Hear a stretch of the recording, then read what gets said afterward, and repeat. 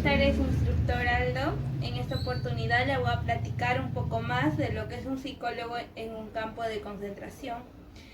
Aquí se dividía en dos grupos a los prisioneros, donde estaban los capos y los que eran de forma normal y los más humildes. Los capos eran aquellos que eran escogidos porque eran agresivos tanto fuera como dentro de la prisión. Ellos gozaban de una buena calidad, incluso se podría decir que era la mejor estadía que ellos podían tener en la vida. Mientras que para el resto, la vida en la prisión era totalmente miserable, ya que ellos no gozaban de privilegios como eran los del capo. Incluso ellos tenían que estar constantemente con el miedo de la supervivencia, ya que aquellos a los más débiles les mandaban a Auschwitz, donde ahí se encontraba la peor estación de genocidas, donde había cámaras de gas, crematorios. Ahí ya se asesinaba a los prisioneros, los más débiles.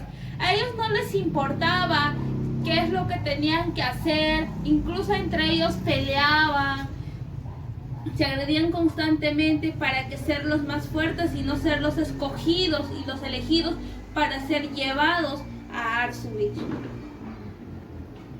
A las autoridades de Langer no les importaba nada. No les importaba si los prisioneros estaban bien o si estaban mal, simplemente a ellos les importaba el número de prisioneros que trasladaban hacia Auschwitz para poder posteriormente asesinarlo a la gran mayoría. También tenemos el informe del prisionero 119 y 104.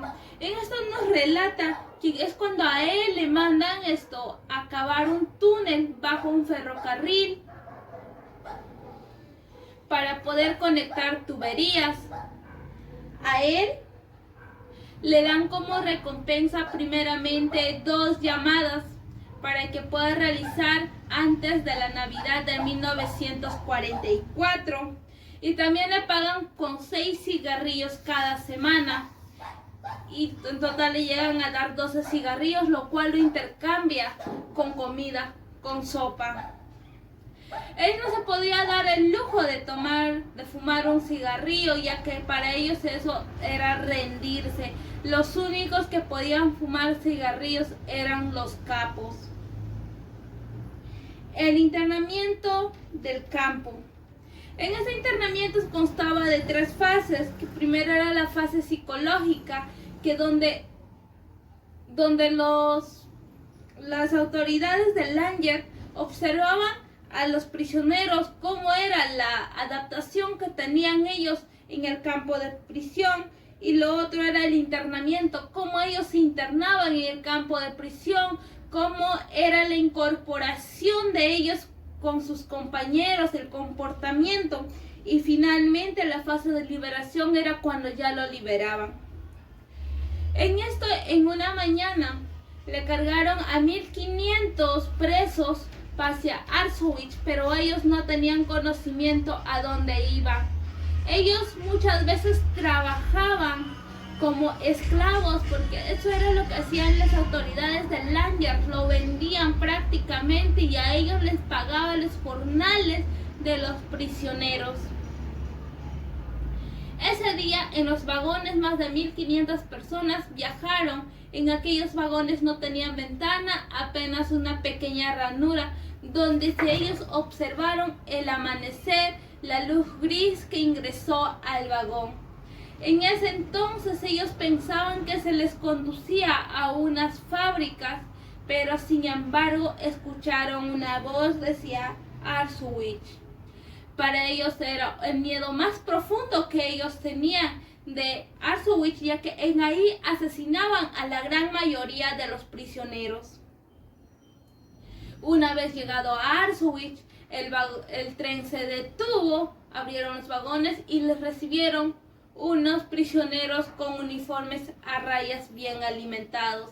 Se sintieron tranquilos, sin embargo, estos lo conducieron a unos cuartos donde estuvieron encerrados todos, donde no tenían ni espacio para poder estar en cuclillas o echarse.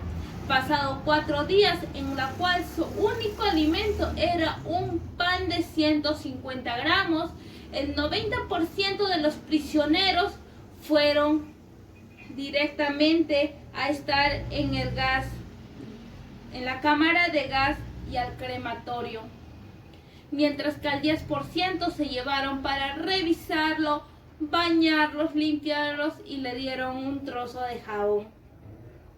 Totalmente desnudos ellos, esperando su suerte. Ya con el tiempo que pasaba, que iba transcurriendo, los prisioneros ya no le tenían tanto miedo a las cámaras de gas. Por el contrario, para ellos era un alivio, ya que si no era eso, muchos de ellos tenían que asesinarse tirándose a las celdas eléctricas que cubría el campo del perímetro de la prisión. Esta lectura nos hace entender que a veces la vida, más allá de lo que nosotros podamos percibir, es mucho más peor. Que a veces nosotros juzgamos a las personas sin saber lo que realmente están pasando. Gracias, instructor. Eso se